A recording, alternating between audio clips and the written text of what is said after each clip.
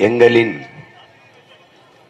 உயிரோடும் உணர்வோடும் கலந்து வாழுகின்ற அன்பு உறவுகள் அனைவருக்கும் வணக்கம்.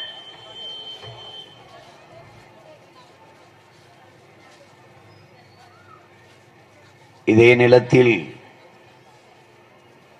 அன்று மைசூரிலிருந்து கப்பம் வசூலித்துக் கொண்டு போனவர்களை மறித்து ஒருவன் அடித்து பறித்தான். நீங்கள் பறித்து கொண்டால் மன்னர் கேட்டால் நாங்கள் என்ன பதில் சொல்வது என்று. சிவன்மலைக்கும் சென்னிமலைக்கும் இடையே சின்னமலை என்று சொல்லடா. அங்கே போய் பறித்து கொண்டார்கள். எத்தனை பேர்? ஒரே ஒருவர். என்ன வயது இருக்கும்? 19 வயது. அந்த 19 வயதில் ஒரு மாபெரும் புரட்சியாளன் இந்த மண்ணிலே கிளர்ந்து எழுந்து சாதாரண குடிமகன் ஒரு பெரும்படை கட்டி வெள்ளைய ஏகாதிபத்தியத்தை எதிர்த்து போரிட்டான். அவனுடைய வீரத்திலும் தீரத்திலும் பெரிதும் மகிழ்ந்த திப்பு, தீரா நீ ஓடா நிலையை தலைமையிடமாக வைத்து நீயே இந்த நிலத்தை ஆளு என்று பரிசாக கொடுத்தான். நம் பாட்டன் அரைகோள் விட்டு சொன்னது, இவ்வளவு பெரிய இனக்கூட்டத்தில் இந்த நிலத்தை ஆள ஒருவனுக்கு கூடவாடா தகுதி இல்லை. அன்று தீரன் கேட்டதை இன்று அவன் பேரன் கேட்கிறேன். இவ்வளவு பெரிய இனக்கூட்டத்தில் ஒருவனுக்கு கூடவாடா இந்த நிலத்தை ஆள தகுதி இல்லை. அன்று நம் பாட்டன் போரிட்டது வெள்ளையனை எதிர்த்து, இன்று நாம் போரிடுவது கொள்ளையர்களை எதிர்த்து. காலம்தான் மாறி இருக்கிறது என் அன்பு மக்களே. நோக்கம் ஒன்றுதான். நம் பாட்டன் போரிட்டது ஒரு பிடி மண்ணை என் தாய் நிலத்திலிருந்து எவனும் எடுத்துக்கொள்ளும் போகக்கூடாது. என் அன்னை நிலம் எவனிடத்திலும் அடிமைப்பட்டு விடக்கூடாது. அவன் படையிலே சாதி மதங்களை கடந்து பொல்லான், கருப்பன், சேர்வை, குணாளன், நாடார் எல்லாரும் சேர்ந்து போராடினார்கள். பொது எதிரி என்று வருகிற போது இங்கே சாதியாவது மதமாவது ஒண்ணும் கிடையாது. எல்லாரும் சேர்ந்து பொது எதிரியை எதிர்த்து விரட்டணும். இன்னைக்கு நமக்கு பொது எதிரிகள் ஒருவர் இருவர் அல்ல, பல பேர். நாற்பக்கமும் பகைவர், நடுவில் நம் தமிழ்தாய் என்றான் புரட்சி பாவலன். அதே நிலையில்தான் இன்று நாம் இருக்கிறோம். ஒரு பக்கம் இந்திய கட்சிகள், பாரதிய ஜனதா, காங்கிரஸ், ஒரு பக்கம் திராவிட கட்சிகள். இரண்டுமே, இந்த 4 கட்சிகளின் கோட்பாடுகளுமே தமிழ் பேரினத்திற்கு எதிரானதுதான். தமிழை அழிக்க வேண்டும், தமிழனை அழிக்க வேண்டும், தமிழர் நிலத்தின் வளத்தை சுரண்டி கொழுக்க வேண்டும். இதை தவிர அவர்களுக்கு வேற நோக்கமே கிடையாது. இந்த அறிவார்ந்த தமிழ் சமூக மக்கள், என் அன்பு தம்பி தங்கைகள், இதை கவனத்தில் எடுத்துக்கொண்டு இந்த தேர்தல் களத்தை அணுக வேண்டும். மற்ற தேர்தலில் போல் இது இல்லை. இந்திய கட்சிகள் எதற்காக?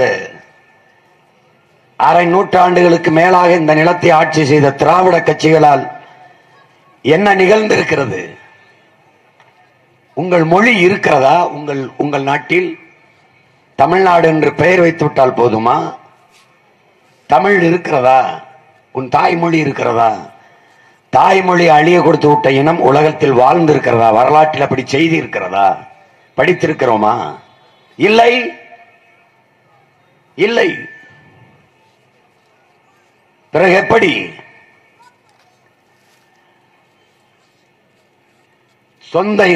சொந்த தாய்மொழியை, அந்த இன மக்களை அழிய கொடுத்து விட்டு நிற்பது எவ்வளவு அவமானகரமானது. தன் தாய்மொழி சிதைந்த அழிவது தெரியாமல் கூட வாழ்ந்து கொண்டிருப்பது. 50,000 ஆண்டுகளுக்கு மூத்த ஒரு மொழியை 500 ஆண்டுகளை கூட தொடாத இந்தி மொழி அதிகாரம் செலுத்துவதென்றால் எப்படி தமிழ் மக்கள் அதை ஏற்பது? இந்தியை திணித்தார்கள், எதிர்த்தோம். இந்திக்காரனை திணித்துக் கொண்டிருக்கிறார்கள். சிறுக சிறுக இது இந்தி பேசும் இன்னொரு மாநிலமாக மாற்றப்பட்டுக் கொண்டிருக்கிறது என்பதை தமிழ் மக்கள் மறந்து விடாமல் விழிப்புணர்வோடு இதை பார்க்க வேண்டும். நுட்பமாக நம்மளை உழைப்பிலிருந்து வெளியேற்றுகிறார்கள். தமிழர்களுக்கு சோம்பேறிகள், உழைக்க வரமாட்டார்கள், குடித்துவிட்டு மயங்கி கிடப்பார்கள் என்று. குடித்துவிட்டு மயங்கி கிடக்கிறார் என்றால் குடிப்பகத்தை, தெருவுக்கு 2 குடிப்பகத்தை திறந்து வைத்தவனுக்கு ஓட்டதற்கு, எதற்கு? சாராய்க்கடை நடத்துவதற்கு ஒரு ஆட்சியா, ஒரு அரசா? அதற்கா? படிக்க வைத்த தலைவர்கள் எங்கே? தெருவுக்கு 2 டாஸ்மார்க்கை திறந்து குடிக்க வைக்கிற ஆட்சியாளர்கள் எங்கே? சமூகம் எதை நோக்கி போகிறது? எதை நோக்கி போகிறது? அன்பு சொந்தங்களே, உக்ரைன் நாட்டு அதிபர் செலன்ஸ்கி அதிக அரசு அலுவலகங்களை மாட்டியிருந்த தன் படத்தை எடுத்து விடுங்கள் என்கிறார். ஏன்? நான் ஒரு குறியீடோ அடையாளமோ இல்லை. என் படத்தை எடுத்துவிட்டு உங்கள் குழந்தைகளின் படத்தை உங்கள் மேசைக்கு எதிரே மாட்டுங்கள். எந்த ஒரு திட்டமோ சட்டமோ கையெழுத்திடுவதற்கு முன்பு உங்கள் குழந்தைகளின் முகத்தை ஒரு முறை பாருங்கள். அவர்களின் எதிர்காலத்திற்கு இது சரியாக இருக்குமா இருக்காதா என்பதை உங்கள் குழந்தைகளின் முகத்தை பார்த்துவிட்டு கையெழுத்திடுங்கள். அப்படி இந்த ஆட்சியாளர்கள் கையெழுத்திட்டு இருந்தால் இத்தனை நச்சு திட்டங்கள் வந்திருக்குமா? இத்தனை ஆலைகள் வந்திருக்குமா? அப்ப அந்த எண்ணெய் எடுங்கப்பா, அப்ப அந்த தண்ணி எடுங்கப்பா. என் நிலத்துல நீர் இப்படி இருந்தா இது தண்ணீரா விஷமா? இதை பற்றி கவலைப்படுகிற ஆட்சியாளர்கள் இங்கே எவனாவது உண்டா? யாராவது பேசுவானா? ஏன் பேச மாட்டான்? ஏன்? நான் செத்தாவனுக்கு என்ன? என் இனம் சார்ந்தவன், என் ரத்தம் சார்ந்தவன் இந்த நிலத்தை ஆளும் போதுதான் என் தண்ணீர், என் காற்று, என் மலை, என் கடல், என் ஆறு, என் அருவி என்ற எண்ணம் வரும். என் பிள்ளைகள், அவர்களின் கல்வி, அவர்களின் எதிர்கால நல்வாழ்வு என்ற எண்ணம் வரும். இது மண்ணா, இது மண்ணா உன் தாயின் மடி, இது பூமியா இந்த உலகம் போற்றி தொழ வேண்டிய சாமி நம் தாய். தாய்க்கு நோய் இருந்தால் சேய்க்கு வரும், தாய்க்கு காச நோய் இருந்தால் சேய்க்கு வரும், தாய்க்கு புற்று இருந்தால் சேய்க்கு வரும், தாய்க்கு மாலைக்கண் நோய் இருந்தால் சேய்க்கு வரும். தாய்க்கு என்ன நோய் இருக்கோ அது சேய்க்கு வரும் என்றால் பூமி தாய்க்கு நோய் இருந்தால் அது பிள்ளைகளுக்கு வரும். நீ பார்க்கிறாய், நீ கண்ணால் பார்க்கிற இது எல்லாவற்றையும் தந்தவள் யார்? ஒரே ஒரு கேள்வி. நீ பார்க்கிற இந்த கட்டடம் கட்டுவதற்கான பொருட்களை தந்தவள் யார்? நான் பேசிக் கொண்டிருக்கிற ஒளி வாங்கி இதை தந்தவள் யார்? நீ அணிந்து கொண்டிருக்கிற தங்கம், கடியாரம், கால் சட்டை, மேல் சட்டை எல்லாம் இந்த தாய் தந்ததுதான்.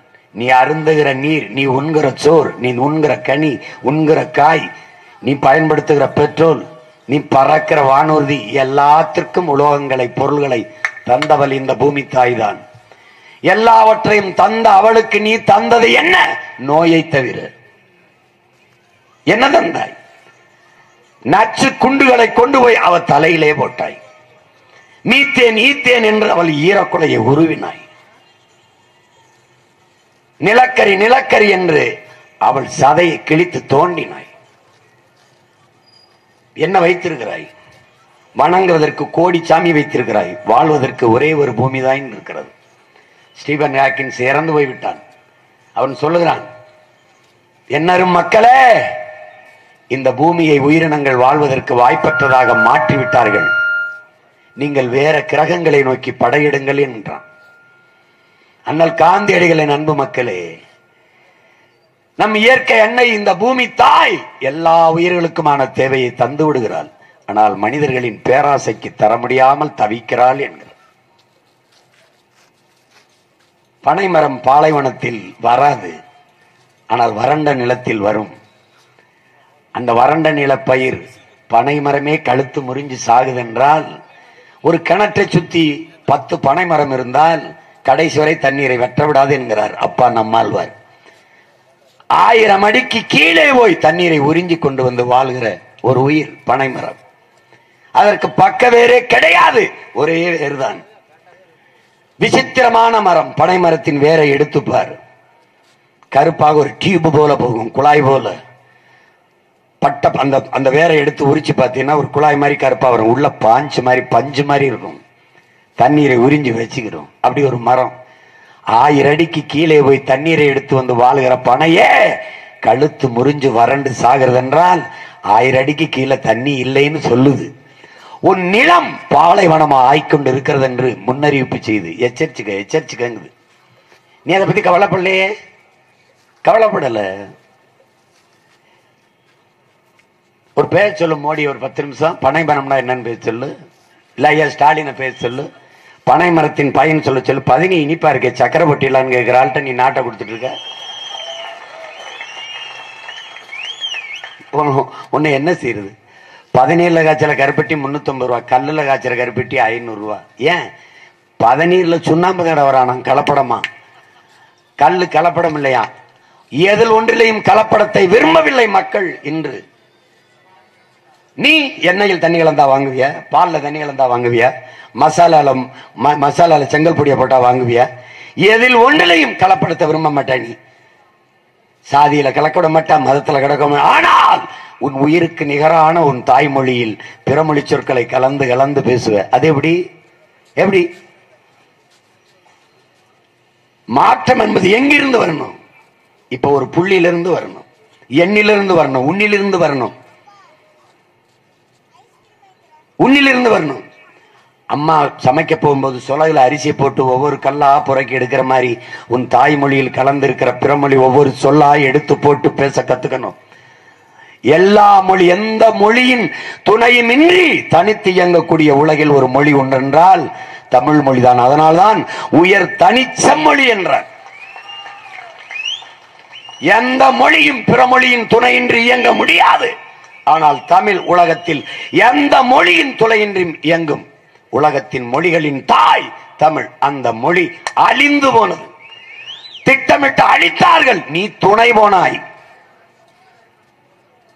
நீ எழுதி வைத்துக்கள். உன் மகன், உன் உடன் பிறந்தவன் சொல்கிறேன், சரியாக இன்னும் 5 ஆண்டுகளில் இது இந்தி பேசும் இன்னொரு மாநிலமாக மாறும். அதை தடுக்க இருக்க வழி, அதிகாரத்தை இந்த மகனிடம் கொடு. வழியே கிடையாது, வழியே கிடையாது. எங்கள் திருநாட்டில் எங்கள் நல்ல ஆட்சியே பொங்கிடுக வாய்மை பொழிந்திடுக என்றே நீ செங்கதிர் சீர்க்கையால் பொன்னள்ளி பூசிய கங்குல் நிகர்த்த கருங்குயிலே கூவாயோங்கிறான். எங்கள் திருநாட்டில் எங்கள் நல்லாட்சி.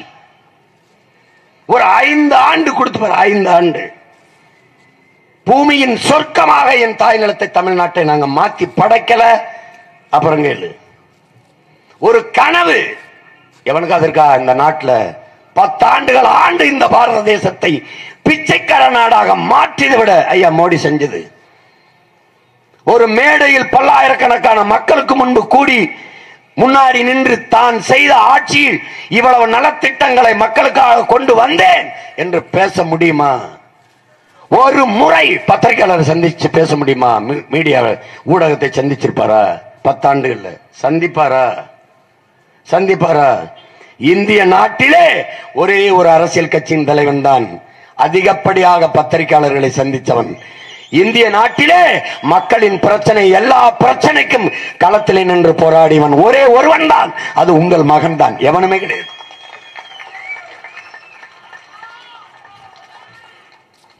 வரமாட்டான்.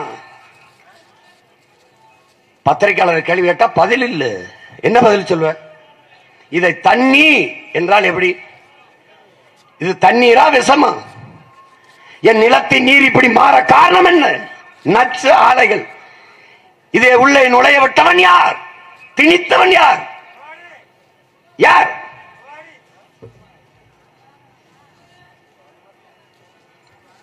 இதை வளர்ச்சி என்று கட்டமைப்பார்கள். உன் காற்று நஞ்சா, காற்று விஷமாயின பிறகு, நீர் நஞ்சான பிறகு, உண்ணுகிற உணவெல்லாம் விஷமான பிறகு எப்படி வாழ்வாய்? எப்படி வாழ்வாய்? 3 வயது குழந்தைக்கு புற்றுநோய் வருகிறது என்றால் ஏன் வருகிறது? ஏன்?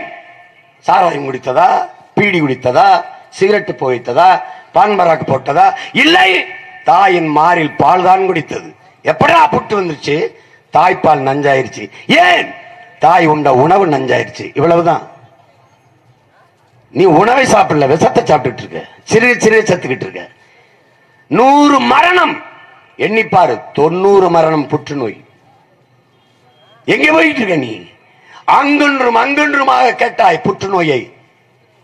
இப்ப சாதாரணமா மாறிவிட்டது. காரணம், உன் சுவாசிக்கிற காற்று நஞ்சு, குடிக்கிற நீர் நஞ்சு, உண்கிற உணவு நஞ்சு. எப்படி மீள்வாய், எப்படி எழுவாய், எப்படி வாழ்வாய்? உன் மண்ணை, உன்னை உயிருக்கு மேலாக நேசிக்கிற ஒருவன் அதிகாரத்துக்கு வராமல் இது சரி செய்ய முடியாது. இந்த ஆலைகள் தொழிற்சாலை எல்லாம் வேலைக்கு என்ன செய்வாய் சீமான்? இந்த மாதிரி என்னுடைய கோட்பாடை புரிஞ்சுங்க. நீர், நீரின்றி அமையாத உலகு என்கிறான் வள்ளுவ பெருமகனார். மண்ணில் என்ன தோன்றக்கூடும் மழை இல்லாத போது மனிதனோ மிருகமோ தாய் இல்லாமல் ஏதுங்கிறார் கவியரசு கண்ணதாசன். விசிம்பின் துளி விழின் அல்லால் பசும்புல் தலை காண்பது அரிதுங்கிறது தமிழ் மறை. மழையிலனா ஒண்ணு இல்ல, மணி நீரும் மண்ணும் மலையும் அணிநிலர் காடும் உடையதார் அண்ணு பாடுறான் வள்ளுவ பெருமகனார். மணி நீர் இருக்கா, மண் இருக்கா, மலை இருக்கா, மண்ணும் மலையும் அணிநிலர் காடும். காடு இருக்கா? என்ன வச்சிருக்க நீ?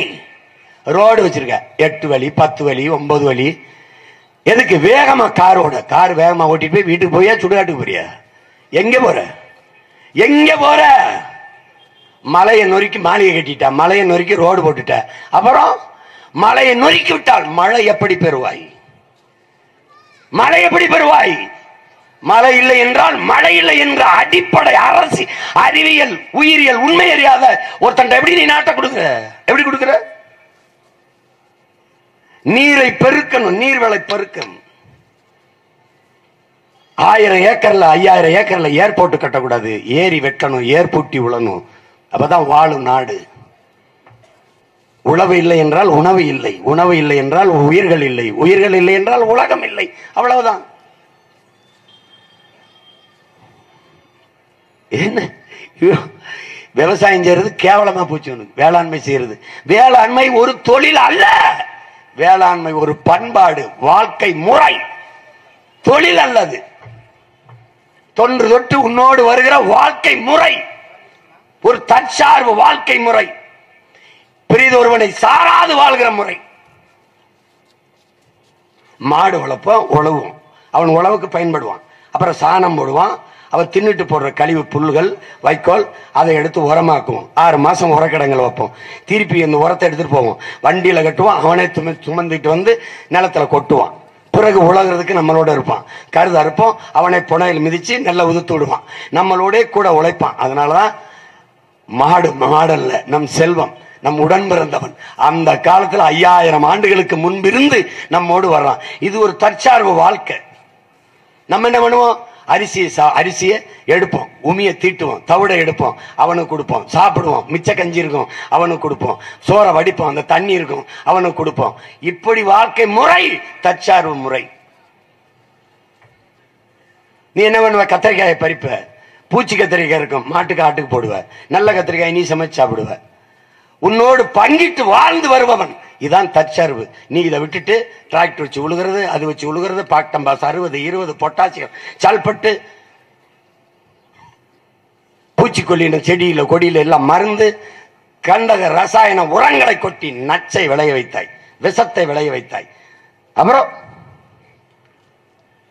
இப்ப பேசணும் இயற்கை வேளாண்மை. வேளாண்மையே இயற்கை தானே. அது எப்படி இயற்கை வேளாண்மை வந்துச்சு? செயற்கை வேளாண்மையை மாத்திட்டான். இப்ப எல்லாத்தையும் மாத்தணும். உனக்கு பயம் இருக்கு பாரு. நீ வாழைப்பழத்தை நம்பிக்கையோட வாங்கி சாப்பிட்டுருவியா? திராட்சை பழத்தை சாப்பிட்டுருவியா? எங்க அப்பா சொல்றாரு பாரு, பழம் அப்படி பழம் தொங்கும் போது நோக்குறான்னு வச்சுட்டு அப்படி முக்கி எடுக்கிறான் விஷத்தை. திராட்சை பழம் திங்க முடியுமா நம்பிக்கையோட? உன்னால ஆப்பிள தோலை சீவாம சாப்பிட்டுருவியா? சாப்பிட்டுருவியா? கல்லு வச்சு பழுக்க வைக்காத மாம்பழம் வாங்கிருவியா? நீ எல்லாம் வியாபாரம். சந்தை பொருளாதாரத்தை ஏற்றுக்கொண்டதாலே எல்லாம் லாப தேவைதான், வியாபாரம் தான். அப்புறம் அன்பு தம்பி தங்கைகள், அறிவார்ந்த என் இன சொந்தங்கள், ஆழ்ந்து சிந்திச்சு பார்க்கணும் எங்க கொண்டு போயிட்டு இருக்கான் அந்த நாட்டை. படிக்க கல்வி வச்சிருக்கியா? படிச்சா வேலை பார்க்க என்ன வச்சிருக்க? வேலை எங்க இருக்குது? உனக்கு வேலை இருக்கா? எல்லாம் தனியார் முதலாளிகளுக்கு தாரை வார்த்து கொடுக்கப்பட்டு விட்டது. எப்படி வேலை கொடுப்பாய் சீமான்? படித்தவர் படிக்காதவர் அனைவருக்கும் வேலை கொடுப்போம். எப்படி கொடுப்ப? நிலமும் வளமும் சார்ந்த தொழிற்சாலைகள், வேலை வாய்ப்பு, வளர்ச்சி. தென்னை மரம் அதிகம் இருக்கா பொள்ளாச்சியில்?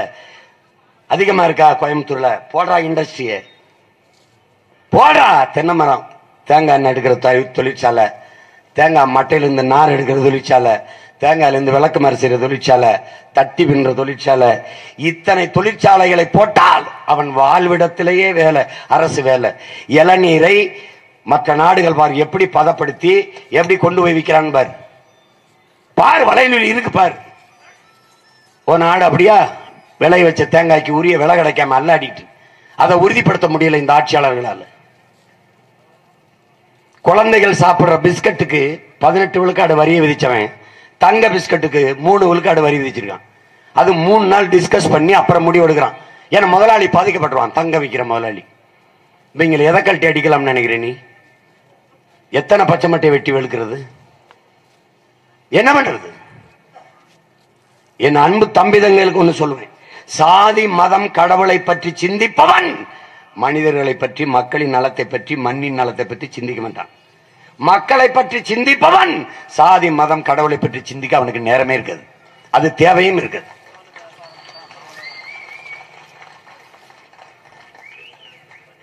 எத்தனை நூற்றாண்டுக்கு இந்த சாதி மதத்தை இழுத்துக்கிட்டு வருவே நீ? அது இருக்கட்டும், அது பாருங்க இருக்கட்டும். தேர்தல்ங்கிறது எதற்கானது? உன் தேசத்தை ஆள்வதற்கானது, உன் எதிர்கால வாழ்க்கையை தீர்மானிப்பதற்கானது. அதில் எதற்கு சாதி மதமும் வருகிறது? ஏன் வருகிறது? எதற்கு வருகிறது? அரசியல் என்பது மனிதனுக்கு மட்டுமானதா? உனக்கு 500 தர்றேன், 1000 தந்தேன், மிக்சி தர்றேன், கிரைண்டர் தர்றேன், உனக்கு மட்டுமானதா இந்த உலகம்?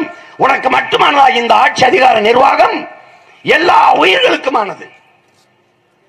மரத்தை காப்பாற்றணும், மலையை காப்பாற்றணும், பூச்சி வண்டை காப்பாற்றணும், ஆடு மாடு கோழி நாய் நரி பூனை சிங்கம் புலி எல்லாவற்றையும் காப்பாற்றணும்.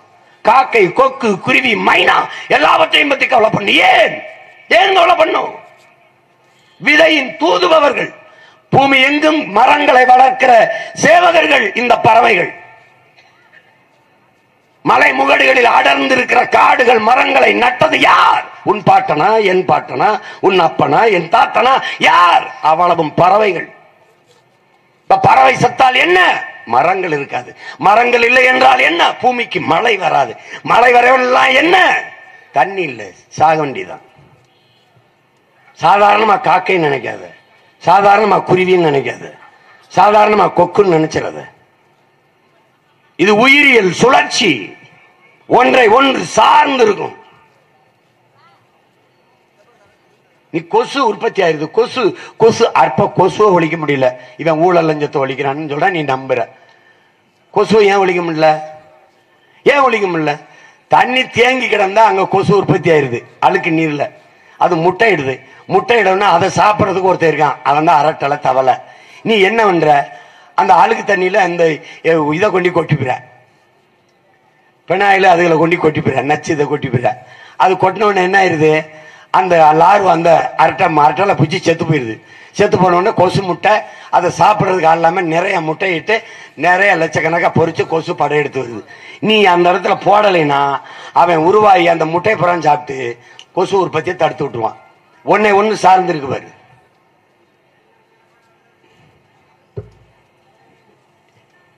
நம்ம ஆளுக்கு எவ்வளவு பெரிய அறிவாளி. கீழ்பவானியில அந்த காவாயில தண்ணி ஓடுது. எத்தனை ஆண்டுகளா ஓடுது? இந்த கருணாநிதி ஆட்சி, இந்த ஸ்டாலின் ஆட்சி, எடப்பாடி ஆட்சியில தான் ஓடுதா? எத்தனை ஆயிரம் ஆண்டுகளாக வேளாண்மை செய்து வருகிற இனத்தின் மக்கள் நம்ம. எவன் சிமெண்ட் போட்டு பூசினா காவாயில? எதுக்கு? இந்த ஓரத்தில் இந்த ஓரத்தில் நீர் கசிஞ்சு வெளியேறி பலாயிரக்கணக்கான ஏக்கர் நிலங்களுக்கு கழிவு நீர், கசிவு நீர் பாசனம் இருந்துச்சு, இன்னும் இருக்கு. அதுல சிமெண்ட் போட்டு பூசுற காரணம் என்ன சொல்ற? மண் அரிக்குதுங்கிற. மண் அரிப்பை தடுக்க மரம் நட வேண்டும் என்கிற ஒரு அடிப்படை அறிவுரை உங்களுக்கு இல்லையா? அந்த கரை முழுக்க மரத்தை நட முடியாத? பனை மரங்களை வச்சா அந்த மண் அரிப்பை தடுத்துக்கிறத? மருங்கு வண்டு சிறந்த ஆர்ப்ப மணிப்பு ஆடை அது ஒருத்து கருங்கையில் கல்வெளித்து ஒழுகி நடந்தாய் வாலி காவேரின்னு இளங்கப்படுறான். என்ன பண்றான்?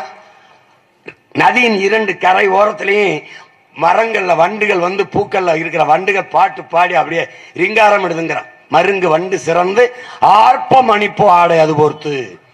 மரங்கள் இருந்து விழுகிற பூக்கள் நதியில் அந்த ஆறுல கொட்டின உடனே அதுவே உடை மாதிரி இருக்க ஆடை மாதிரி அழகான பூக்களாலான ஆடை அணிந்து வருகிற நதி. அங்கும் இங்கும் கெண்ட மீன்கள் துள்ளி விளையாடுவது உன் கண்களோ அப்படின்னு கேட்கிற. கருங்கையில் கண் விழித்து ஓல்கி நடந்தாய், இடுப்பை வளைச்சு நெளிச்சு அசைந்து அழகாக நடந்து வரும் காவிரியே வா என்று இளங்கோடிகள் பாடினான். காவிரி எங்க வர்றா? இப்போ ஒரு சொட்டு தண்ணி கிடையாதுங்கிறான் காங்கிரஸ். நீங்க எல்லா ஓட்டையும் அவனுக்கு போட்டு ஜெயிக்க வச்சுட்டு விட்டுருவீங்க. தவிச்ச வாய்க்கு தண்ணி தர அவனுக்கு எதுக்கு ஓட்டு போடுற? நீ எதுக்கு போடுற? ஒரு தண்ணி வாங்கி தர முடியல. இவன் தேசப்பற்ற பத்தி பேசுவான், இவன் இறையாண்மை பற்றி பேசுவான். எது இறையாண்மை, எது தேசப்பற்று? என்னுடைய வளம் எல்லாருக்கும், என்னுடைய நரிமணம் பெற்றோர் எல்லாருக்கும், என்னுடைய நெய்வேலி பழுப்பு நிலக்கிற மின்சாரம் எல்லாருக்கும், அணுகுல எனக்கு ஆபத்து எனக்கு சாவு எனக்கு, ஆனால் மின்சாரம் எல்லாருக்கும். என்னுடைய வளங்கள் எல்லாருக்கும் பொது, ஆனால் உன்னுடைய நீர்வளம் உனக்கு மட்டுமே என்றால் எங்கே இருக்கு தேசப்பற்று? எங்கே இருக்குது இறையாண்மை? எங்கே இருக்கு தேசிய ஒற்றுமை? எங்கே இருக்கு?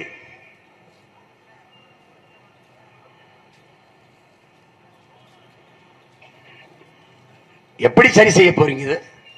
இதை இவர்கள் சரி செய்வார்கள்? இதை பத்தி பேச சிந்திக்கவா தெரியுமா? படிப்பார்களா? நம்மாழ்வார் யார் என்று இந்த கட்சி தலைவர்கள் போட்டிடுறாங்கல்ல, உங்களை யாருக்காவது சொல்ல சொல்லு, நம்மாழ்வார் யார்? நான் ஒண்ணு கேட்கிற, விதை இருக்கா? இந்திய நாட்டில் விதை இருக்கா? விதை, நெல்லு, கத்தரிக்காய், வெண்டைக்காய், சொரக்காய், பூசணிக்காய் விதை வச்சிருக்கியா? விதை எங்க? சின்சாண்டா மேன்சாண்டா அமெரிக்க நிறுவனத்திட்ட வித்துட்டான். விதைய வித்து விட்ட தேசம் எப்படி உருப்படும்? எப்படி வாழும்? விதை இல்ல. நீ வேளாண்மை செய்து மறுபடி மீளெழுச்சி கொண்டு வறுமை ஏழ்மையை போக்கி பசி பஞ்சத்தை தீர்த்து விடலாம் என்றாலும் உனக்கு விதை இல்லை.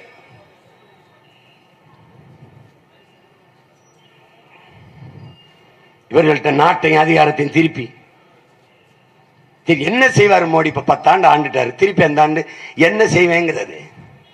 என்ன செய்வார்? அவரே சொல்றாரு பாரு, நான் சூப்பு கொடுத்தேன், சூப்பு 10 ஆண்டுகள் மக்களுக்கு சூப்பு கொடுத்துக்கிட்டு இருந்தேன், அடுத்த 5 ஆண்டு சைட்டா பால்டால கொடுத்து வெஸ்ட கொடுத்து பூராத்தையும் கொண்டு வருவேன். அதான், வேற ஒண்ணும் பண்ணல. காங்கிரஸ் அதுக்கு முன்னாடி 10 ஆண்டு ஆண்டுச்சு. மன்மோகன் சிங் என்ன நடந்துச்சு? நீட்டுங்கிறீல்ல, நீட்டை எதுக்குறீல்ல? நீட்டை கொண்டு வந்தது யாரு? காங்கிரஸ். கூட இருந்து கும்மி அடிச்சது யாரு?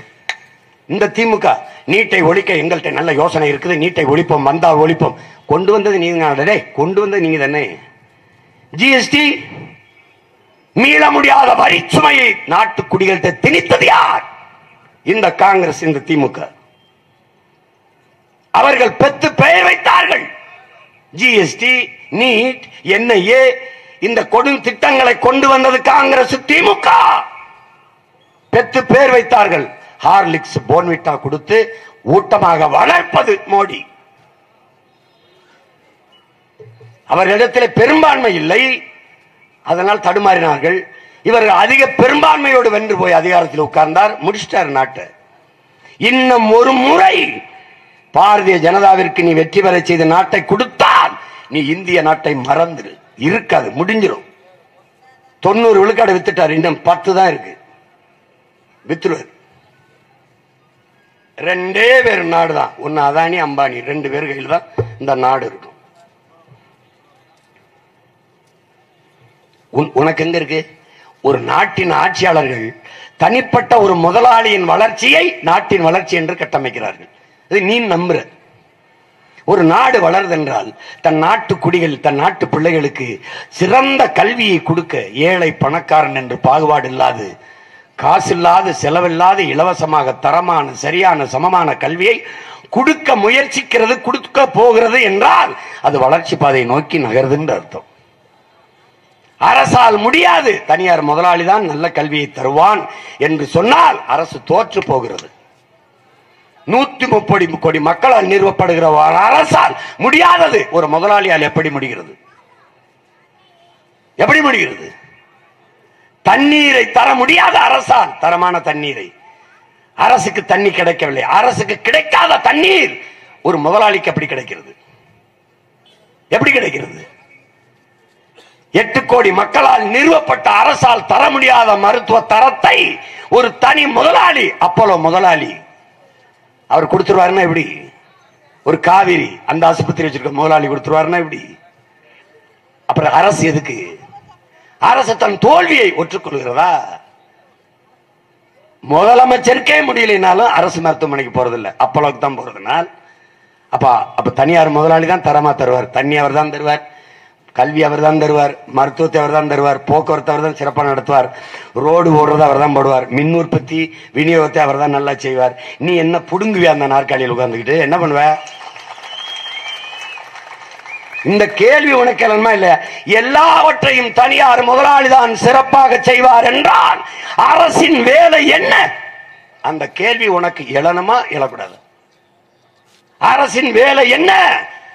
கமிஷன் வாங்கிட்டு கையெழுத்து போடணும். எல்லாவற்றையும் இலவசமாக தருகிற எனது அரசு மடிக்கணினி, மிக்சி, கிரைண்டர், சைக்கிள் எல்லாவற்றையும் இலவசமா தருது. 1000 ரூபாய் தருது. அது ஐயா ஸ்டாலின் அரசு 1000 ரூபாய். எல்லாவற்றையும் தந்த அரசு தண்ணீரை ஏன் தரமான தூய தண்ணீரை நாட்டு குடிகளுக்கு கொடுக்க முடியல? கொடுக்காது. ஏன் ஏன் கொடுக்காது? தண்ணீரை சலமாக இலவசமாக கொடுத்து விட்டால் தண்ணீரை விற்கிற முதலாளி பாதிக்கப்படுவான். அவன் பாதிக்கப்பட்டால் உனக்கு என்ன? அவனிடம் இருந்து வருகிற கமிஷன் நின்றும். அவன் 400 கோடி 500 கோடி கொடுப்பான், அதை இழந்துருவான். அப்படின்னா இவனுக்கு பேர் என்ன? முதலமைச்சர் கிடையாது, கமிஷன் பாய்ஸ், கமிஷன் புரோக்கர்ஸ். இப்ப புரியுதா? இதை நீ யாருக்கான தேர்தல் என்று நினைச்சுக்கிட்டு இருக்க? உன் நாட்டை ஆளுகிற தலைவருக்கான தேர்தல் அல்ல. உன் நாட்டுக்கு முதலாளிகளுக்கும் மக்களுக்கும் இடையே வேலை செய்யற தரகரை தேர்வு செய்யற தலைவரை தேர்வு செய்யல. பிரதமர் என்பவன் இந்த நாட்டிலே இன்டர்நேஷனல் புரோக்கர். புரோக்கர் முதலமைச்சர் என்ற ஆல் இந்திய புரோக்கர். ஏன்? உன் சிஸ்டம் அப்படி. தனியார்மய தாராளமய பொருளாதார உலகமய பொருளாதார கொள்கையை ஏற்றுக்கொண்ட நாட்டின் தலைவனாக இருந்து மக்களுக்கு சேவை செய்ய முடியாது. தரகராக இருந்து முதலாளிகளுக்கும் மக்களுக்கும் இடையே வேலை செய்யலாம், அவ்வளவுதான் செய்ய முடியும். யாராவது மறுக்க சொல்லுவாமோ? பெரிய பெரிய தலைவர்களாக என்ன இப்படி வந்து ஒரே டிவியில உட்காருவோம் 2 பேரும். இந்த எதிர்கருத்து இருக்கிற 2 பேரும் என்னோட வாதிட்டு தர்க்கம் பண்ணி வென்று பாத்துருவோம். எத்தனை கேள்வி எழுப்புறோம், ஒன்றுக்காவது பதில் இருக்கிறதா? ஒன்றுக்கு. உங்கள் பிள்ளைகள் வென்று வருவோம். படித்தவர் படிக்காதவர் அனைவருக்கும் அரசு வேலை தருவோம். எப்படி தருவாய் சீமான்? நிலமும் வளமும் சார்ந்த தொழிற்சாலைகள், வேலை வாய்ப்பு, வளர்ச்சி. இங்க பருத்தி அதிகமா விளையுது, போடா பருத்தி சார்ந்த தொழிற்சாலை. கரும்பு நல்லா வரும், போடா கரும்பு சார்ந்த தொழிற்சாலை. வாழை நல்லா வரும், போடா வாழை சார்ந்த தொழிற்சாலை. என்ன பண்ணுவோம்? வாழை மட்டையில வேட்டி, சேலை, பை எல்லாம் தயாரிக்க முடியும். சான்று காட்டவா? வா விருதுநகருக்கு. மீத்தேனி எப்படி எடுப்பா? பூமியை தொடாமல் எடுப்பேன். ஆடு மாட்டு கழிவு, ஆடு மாட்டு சாணம், புழுக்க, மனித கழிவு, மக்கிய இளதலை கழிவு, குப்பை. 100 ஏக்கரில் குப்பை மேடு, 200 ஏக்கரில் குப்பை மேடு. குப்பையிலிருந்து எவ்வளவு வேணுமானாலும் மீத்தேன் பயாகஸ் எரியாற்று எடுக்க முடியும். சிங்கப்பூர் செய்து வெறும் மக்கிய மர கழிவிலிருந்து செய்து என்னால முடியாதா? மயிலாடுதுறையில என் கட்சி தம்பி ஒருவன் மனித கழிவு, ஆடு மாட்டு கழிவில் இருந்து இந்த பயாகஸ் எரிகாற்றை எடுத்து தன் தாய்க்கு கொடுத்து மோட்டர் பைக் அதிலே ஓட்டி வீட்டுக்கு மின்சாரம் எரிக்கிறான். வளையொலியில் இருக்கு பாரு. அவன் வீட்டில் செய்கிறான், நான் நாட்டில் செய்வேங்கிறேன். கரும்பு நல்லா வரும், போடா கரும்பு சார்ந்த தொழிற்சாலை. கரும்பை வெட்டுவதுக்கு எதுக்குடா எஜுகேஷன்? கரும்பை காய்ச்சலுக்கு எதுக்குடா கல்வி? ஆனால் எத்தனை டன் வெள்ளம் காய்ச்சிருக்கேன், சர்க்கரை அவ்வளவு பிரிச்சிருக்கேன், வெள்ளை கட்டி அவ்வளவு எடுத்திருக்கேன். இதை கணக்கிடுறதுக்கு கல்வியான படித்தவன் படிக்காதவன் எல்லாருக்கும் ஒரே இடத்துல அரசு வேலை. நீ வாழ்விடத்திலே சென்னிமலையில் என்னடா வரும்? அங்கே தொழில் நெசவா அரசு தொழில், அரசு பணி. மின்சாரத்தை ஏத்துறது, நூல் விலையை ஏத்துறது. எப்படா நெசவாளி வாழ்வா? எதை பத்தி நீங்க கவலைப்பட்டிருக்க? எதை பத்தி கவலைப்பட்டிருக்க? இங்கே தொழில் வளர்ச்சி என்பது பெரும் முதலாளிகளின் வளர்ச்சி தான். சிறு குறு தொழிலாளர், தொழில் முனைவோர், தொழிலாளர்கள் பற்றி அவங்களை பற்றி கவலையே கிடையாது. நீ இன்னைக்கு வட இந்தியா வர உனக்கு வேலை செய்ய நினைக்கிற, இன்னைக்கு அவன் கூலி, சரியா 5 வருஷத்தில் முதலாளி, நீ அவனுக்கு கூலி. எழுதி வை, நடக்கும். உலகெங்கிலும் இது நடந்திருக்கிறது. இமயவரை பரவி வாழ்ந்த நீ காலடியில் எப்படி குறுகினாய்? இப்படித்தான் குறுகினாய். ஈழத்திலே உன்னை அடித்து விரட்டினான், நிலத்தை எடுத்துக்கொண்டான். இங்கே ஆக்கிரமித்து விரட்டுவான், தேவைப்பட்டால் அடித்தும் விரட்டுவான். நீ அவனுக்கு என்ன பண்ற? வந்தவன குடும்ப அட்டை கொடுத்துடுற. அவன் எதுக்கு வசதியா? ஒரே நாடு ஒரே ரேஷன் கார்டு, ஒரே நாடு ஒரே ரேஷன் கார்டு. இப்ப நான் பீகார்ல போய் வரிசையில் என்ன கொடுப்பானா? இதே குஜராத்தில் போய் வரிசையில் என்ன ரேஷன் போடுவானா? எனக்கு போடுவானா? சொல்லு. நீ ஓட்டுரிமை கொடுத்துடுற. நீ வாக்குரிமை அவனுக்கு கொடுத்து விட்டால் இந்த நிலத்தின் அரசியலையும் அதிகாரத்தையும் வட இந்தியன் தீர்மானிப்பான். ஏற்கனவே தெலுங்கர்கிட்ட இருக்குது 50-60 ஆண்டுகளா 9 மினிஸ்டர் இந்த நாட்டுக்குள்ள. எல்லா உயர்ந்த இலாக்காக்களும் அவர்கிட்ட இருக்கு. உன்னால தப்பிக்க முடியுதா? நான் ஒரு கேள்வி கேட்கிறேன், சொல்லு. உகாதி தெலுங்கு வருடப்பிறப்பு விடுமுறை. உன் வருடப்பிறப்புக்கு இதுல எந்த மாநிலத்தில் விடுமுறை இருக்கு சொல்றான்? தமிழ் புத்தாண்டுக்கு இந்தியாவில் எந்த மாநிலத்தில் விடுமுறை இருக்கு? எங்க இருக்கு?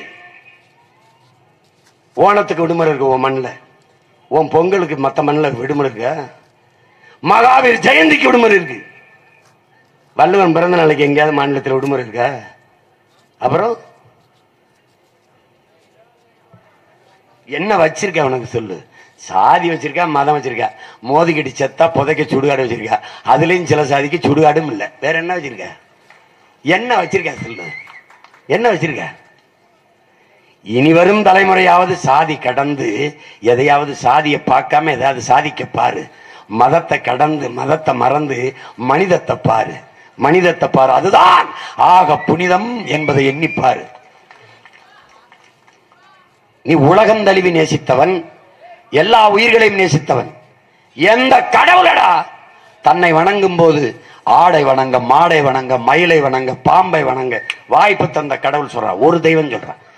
நீ சிவனையே வணங்குவதானாலும் அவனுக்கு முன்னாடி இருக்கிற நந்தியை வணங்கித்தான், காளையை வணங்கித்தான் வணங்கணும். நீ முருகனை வணங்குவதானாலும் மயிலையும் பாம்பையும் வணங்கித்தான் வணங்கணும். ஏன்? உயிர்மை நேயண்டா நீ. அவருக்கு புளிய வாகனமா வச்சு, மாரியத்தாளுக்கு சிங்கத்தை வாகனமா வச்சு எதுக்கு வச்ச? வணங்கும் போது இந்த உயிர்களை வணங்கணும். உயிர்மை நேயன், உயிர்மை நேயன். நீ ஆக சிறந்தவன். நீ சாதாரணம் கிடையாது. நீ ஆக சிறந்தவர்கள் நீங்கள்.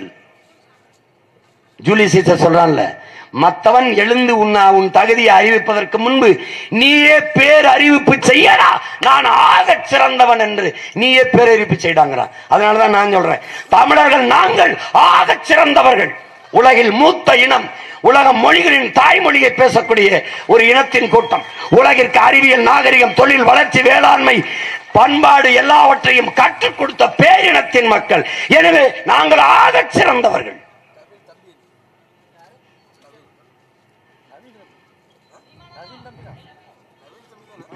Me too.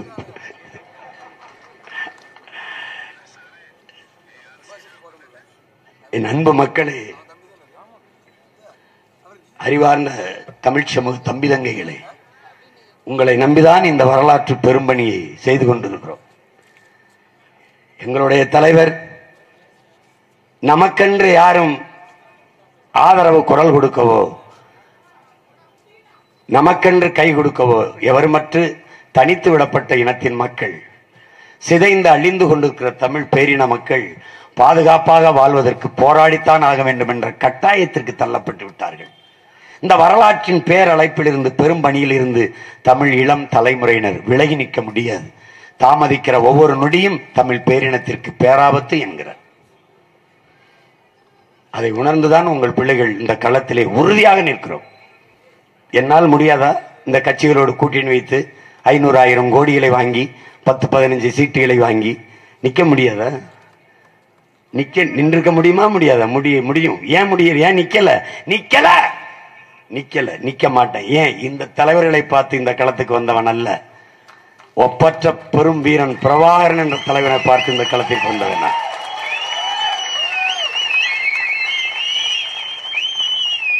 என் அன்பு பிள்ளைகள், நான் வீழ்ந்தாலும் சரி, என் இனம் எழுந்தால் போதும், நான் செத்தாலும் சரி, இனம் வாழ்ந்தால் போதும் என்று நின்ற பெரும் தலைவனின் பிள்ளைகள் நாங்கள். தன்னலமற்று இந்த களத்தில் நிற்பதை பாருங்கள்.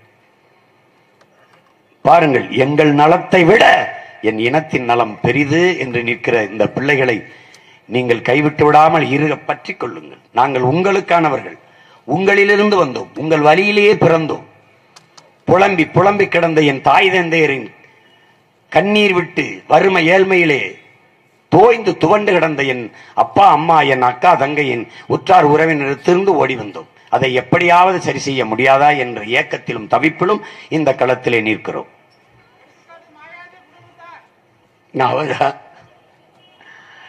என்ன செய்யறது, எவ்வளவு பேசிட்டாருங்கனாலும் அந்த மாயன் குடும்பத்தில் நல்லா நடிச்சுக்காய்பான். இது இல்ல, கேளிக்கையிலும் பொழுதுபோக்கிலும் அதிக நாட்டம் கொண்ட இனத்தின் மக்களை புரட்சிக்கு தயார் செய்ய முடியாது. அதுக்குள்ளேயும் ஒருத்தன் தயாரிச்சுட்டு வாரம் பாருங்க. 32 லட்சம் பேரை திருப்பியிருக்கேன்.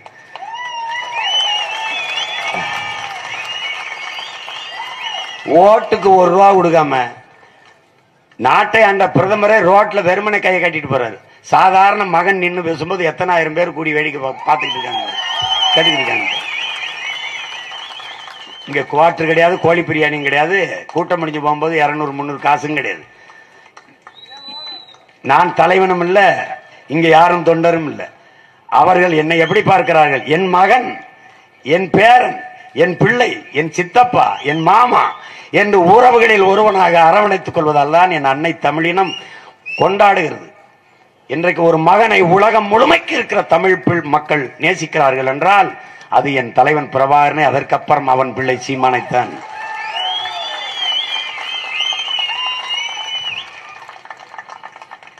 பன்னெடுங்காலமாக நாங்கள் வீழ்த்தப்பட்டு விட்டோம், வீழ்ந்து கிடப்போம். எங்கள் தலைவர் சொல்லுகிறார், வீழ்வதல்ல தோல்வி, வீழ்ந்தே கிடப்பதுதான் தோல்வி. ஒரு மனிதன் யானையை விட மெதுவாக விழலாம், ஆனால் குதிரையை விட வேகமாக எழ வேண்டும். படக்கென்று எழணும். படக்கென்று எழுகிறதுக்கான வேலையைத்தான் வீழ்ந்து விட்ட தமிழ் பேரினத்தின் பிள்ளைகள் செய்து கொண்டிருக்கிறோம். களத்து மெட்டில கருது ரொம்ப கட்டி கிடக்குது, அட எந்த நாளும் நம்ம வயிறோ ஒட்டி கிடக்குது. களத்து மெட்டுல கருது ரொம்ப கட்டி கிடக்குது, அட எந்த நாளும் நம்ம வயிறோ ஒட்டி கிடக்குது. உழைச்சு உழைச்சு நம்ம மேனி எருது ஆகுது, எத்தனை நாள் நாம இங்கே அடிமையாவது. ஏறப்பெல்லாம் பறக்குது வார் வானத்து மேலே, ஏழை வாழ்வும் மட்டும் கிடக்குது வார் பூமிக்கு கீழே. குனிஞ்சு நாம தேடுறது வாழ்க்கையத்தானா, வயலில் வேலை செய்யும் போது கூட கனவுகள் தானா. மனிதா மனிதா இதை மாற்ற வேண்டாமா, உப்பு தண்ணி இனிக்கும் என்றால் உனக்கெங்கே மதி போச்சு, செத்த பின்னே சொர்க்கம் என்றால் இப்பிறவி என்னாச்சு. சொத்து இருக்கிறவன் சொல்லுற சொல்லே சரியாச்சு, சுத்தி சுத்தி விரட்டுதம்மா வறுமை மட்டும் நமக்காச்சு. மனிதா மனிதா இதை மாற்ற வேண்டாமா. மாற்றம் என்பது என் அன்பு மக்களே மானுட தத்துவம். மாறாது என்ற சொல்லை தவிர மற்றவை அனைத்தும் மாறிவிடும் என்கிறான் மார்க்ஸ். மாற்றம் என்பது ஒரு சொல் அல்ல, செயல். எனவேதான் அடிப்படை அமைப்பு அரசியல் மாற்றம். இது மாற்றத்திற்கான எளிய மக்களின் புரட்சி என்ற முழக்கத்தை முன்வைத்து உங்கள் பிள்ளைகளை இந்த தேர்தல் களத்திலே நிற்கிறோம். என்ன துணிவு, என்ன தைரியம், எதற்காக தனித்து எப்படி நிற்கிறார்கள்? எங்களை பெற்றவர்கள், எங்கள் உடன் பிறந்தவர்கள் எங்களை கைவிட்டு விட மாட்டார்கள் என்ற அசைக்க முடியாத அழுத்தமான நம்பிக்கையில் நிற்கிறோம். எங்கே இனிப்பு இருக்கிறதோ அங்கே ஈயும் எறும்பும் தானாக வரும். எங்கே உண்மையும் நேர்மையும் இருக்கிறதோ அங்கு எம் மக்கள் தானாக வருவார்கள். 32 லட்சம் மக்கள் வந்திருக்கிறார்கள். இது 62 ஆகும். 1,22,00,000 ஆகும். இந்த நாடு எமதாகும். நல்ல ஆட்சி இந்த நாட்டிலே தமிழ் தேசிய ஆட்சி மலரும். பசி, பஞ்சம், ஊழல், லஞ்சம், கொலை, கொள்ளை, சாதிய இழிவு, தீண்டாமை, அடக்குமுறை, ஒடுக்குமுறை, மது, மத, போதை, பெண்ணி அடிமைத்தனம், பாலியல் வன்கொடுமை, இது ஏதுமில்லாத தூய தேசம் படைப்போம். மக்கள் புரட்சியால் அதை படைப்போம். காட்டு வளம், கனிம வளம், நீர்வளம், நிலவளம், மலைவளம், கடல் வளம், மண் வளம் அனைத்தையும் காப்போம். கல்வி, கல்விக்கற்ற வேலை, வேலைக்கற்ற சம்பளம், அதை கொண்டு வாழ்கிற பெருமை மிக்க வாழ்வு, அதுவே உங்கள் பிள்ளைகள் எங்களின் கனவு. செய்வோம். தமிழ் தேச அரசியல் மட்டும்தான் அதை சாதிக்கும். இவர்கள் பகைவர்கள். இந்தியம் திராவிடம் ரெண்டும் வெவ்வேறு அல்ல. தமிழுக்கும் தமிழருக்கும் சென்ம எதிரிகள். திட்டமிட்டு அளிப்பார்கள். திராவிட முன்னேற்றம் என்பதை நீ தத்துவ கோட்பாடாக நினைத்த இல்லை. திருடர்களின் முன்னேற்ற கழகம்தான் திமுக. அதிமுக அது அனைத்து இந்திய அளவில் திருடர்களின் முன்னேற்ற கழகம். நீ இந்த தொலைக்காட்சியை திருப்பு, அதிமுகவின் ஊழல் பட்டியல படிப்பான். இந்த நியூஸ் ஜே திருப்பு, கருணா இந்த திமுக ஊழல் பட்டியல படிப்பான். ரெண்டு பேரும் இந்த இடத்துல உண்மையை பேசுவான். ரெண்டு பேரும். நீ ஒரு மாற்றத்தை விரும்பு. புதுசா பேண்ட் வந்திருக்கு போடணும், புதுசா ஷூ வந்திருக்கு போடணும், புதுசா கடியாரம் வந்திருக்கு வாங்கி கட்டணும், புதுசா செல்போன் நியூ மாடல், புதுசா கார் வந்திருக்கு வாங்கணும். எல்லாத்துக்கும் புதுசு தேடுற. 75 வருஷமா ஒரே சின்னத்துல போடுற, 60 வருஷமா ஒரே சின்னத்துல போடுற. மாத்து மாத்து. புதுசா வந்திருக்கல மைக், அதுல ஒரு தடவை போடு போடு, அதுல ஒரு தடவை போடு போடு. மீட்டு போடு, அதுல ஒரு தடவை போடு. தேடில அந்த கடையில போனா சுக்கா பக்காவா இருக்குமாப்ல, அங்க பிரியாணி நல்லா கொடுப்பாங்க, அங்க அப்படி அழகழகா புதுசு புதுசா மாடலா சட்டை வச்சிருப்பான், அங்க நல்லா சேலை இருக்கும். எங்க அக்கா தங்கச்சி பெரியம்மா சின்னம்மா 6 மாசம் கட்டி கிழிக்கிற சேலைக்கு 100 சேலை எடுத்து போட்டு ஒரு சேலையை எடுத்துட்டு வருவாங்க. அவ்வளவு தேடுகிறீர்கள்.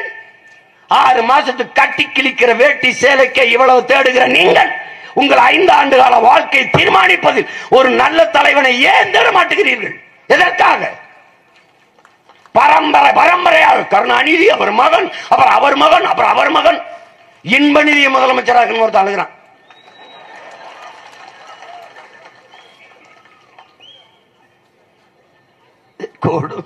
கொடுமை நடக்குது இந்த நாட்டில். ஏதோ பார்த்து பண்ணிவிடுங்க, நியாயமாரு ஏதோ பார்த்து பண்ணிவிடுங்க. ரொம்ப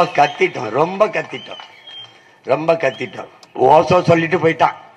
ஒவ்வொரு நாளையும் அறுவடைக்கான நாளாக கருதாதே, நீ விதைப்பதற்கான நாளாக கருதுன்னு. நானும் 13 ஆண்டுகளா விதைச்சுக்கிட்டு இருக்கேன். 32 லட்சம் வீர விதைகள் முளைச்சிருக்கு. நான் ஒன்னும் பெரிய 50 வருஷம் சினிமாவில் நடிச்சவன் கிடையாது. 60 படைக்கு பெரிய செல்வாக்கு பெற்ற இயக்குனரும் கிடையாது. பரம்பரை எங்க அப்பன் முதலமைச்சர், அவன் கட்சி அப்படி வந்தவன் கிடையாது. சாதாரண மகன். தீரன், என் பாட்டன் தீரனை போல என் தலைவன் பிரபாகரன். உனக்கு தெரியுமா, மன்னர் கூப்பிட்டால் படைக்கு வருவான், அரசன் ஆணை. ஆனால் சாதாரண குடிமகன் கூப்பிட்டு படைக்கு வந்தான். அதான் நம் பாட்டன் தீரன், புரட்சியாளன். முதலமைச்சர் கூப்பிட்டால் வருவார்கள். ஆனால் இன்னைக்கு ஐயா ஸ்டாலின் கூப்பிட்டாலும் பிரதமர் கூப்பிட்டாலும் கூட்டம் கேட்க ஆள் வரல, அது வேற. என் தலைவன் சாதாரண மகன். அவன் கூப்பிட்டு மண்ணின் விடுதலைக்காக வந்து செத்தவன் மட்டும் 50,000 பேர். அதனால அவன் புரட்சியாளன். நான் ஒரு எளிய மகன். நான் பேசுகிறேன். நான் கூப்பிட்டு பல லட்சக்கணக்கான தம்பி தங்கைகள் என்னோடு திரண்டு வருகிறார்கள். அதனால் நாங்கள் புரட்சியாளர்கள். திமுக கட்சி ஐயா ஸ்டாலின் ஆரம்பிச்சிருந்தா எத்தனை ஓட்டு வாங்கியிருப்பாருன்னு பாரு. இதே அதிமுக ஐயா எடப்பாடி ஆரம்பிச்சிருந்தா என்ன நடந்திருக்கும்? என்னைய போல தம்பி அண்ணாமலை தனிச்சு கட்சி ஆரம்பிச்சிருந்தா எங்க நின்றுப்பாரு, என்ன ஆயிருப்பாரு? 100 ஓட்டு வாங்கியிருப்பாரு. 100 ஓட்டு. அவர் வளர்த்த ஆட்டுக்குட்டி கூட போடாத அவருக்கு ஓட்டு.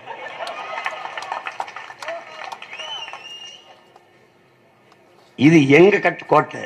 என் ரத்தத்தை வேர்வையாக்கி மூச்சை பேச்சாக்கி நானே செங்கல் அறுத்து நானே சிமெண்ட் உழைச்சு கட்டுற தமிழ் தேசிய அரசியல் கோட்டை. இது கொள்கை கோட்டை. என் அன்பு மக்கள், அறிவார்ந்த தமிழ் சொந்தங்கள், எங்களுடைய மதிப்பிற்குரிய அப்பா மருத்துவர் கார்மேகன் அவர்களுக்கு நீங்கள் மைக்கு சின்னத்திலே வாக்கு செலுத்தி வெற்றி பெற வைக்க வேண்டும். முயற்சியை எடுக்க வேணும், முடிவு பண்ணி பார்க்க வேணும். முயற்சியை எடுக்க வேணும், முடிவு பண்ணி பார்க்க வேணும். ஏன் மக்களெல்லாம் ஒன்னா சேர்ந்து ராசாக்கா மைக்கு சின்னத்தில ஓட்டு போடணும் ஐயாக்கா. மாற்றம் வரணும் பாரு, மாற்றம் வரணும் பாரு. நாட்டு மக்கள் நல்லா இருக்க நோக்கம் இருப்பதாரு. அந்த எண்ணம் கொண்ட சின்னத்துல ராசாக்கா நாம எல்லாருமே ஓட்டு போடணும் ஐயாக்கா. ஏற்றம் வரணும் பாரு, ஏற்றம் வரணும் பாரு, ஏலசன வாழ்க்கையில முன்னேற்றம் வரணும் பாரு. அந்த எண்ணம் கொண்ட சின்னத்துல ஐயாக்கா நாம எல்லாருமே ஓட்டு போடணும் ராசாக்கா. முயற்சி எடுக்க வேணும், முடிவு பண்ணி பார்க்க வேணும். ஏன் மக்களெல்லாம் ஒன்னா சேர்ந்து ராசாக்கா மைக்கு சின்னத்திலே ஓட்டு போடணும் ஐயாக்கா. உண்மைக்கு, நேர்மைக்கு, தூய்மைக்கு, எளிமைக்கு, நாட்டு மக்களின் நன்மைக்கு, மாற்றத்தை உருவாக்க துடிக்கும் தலைமைக்கு ஒரே சின்னம் மைக். இனத்தின் வழிதாங்கி நிற்கிற பிள்ளைகள் இந்த ஒளிவாங்கி சின்னமாக ஏந்தி வருகிறோம். உங்கள் வலிமை மிக்க வாக்கை எங்களுக்கு தந்து வெற்றி பெற செய்யுங்கள். எங்களின் வெற்றி உங்களின் வெற்றி. இந்த ஈரோட்டு தொகுதியிலே எங்கள் அப்பா கார்மேகன் நல்ல வேட்பாளர், நீங்கள் ஒவ்வொருவரும் வேட்பாளர். அந்த உணர்வோடு களத்திலே வேலை செய்யுங்கள்.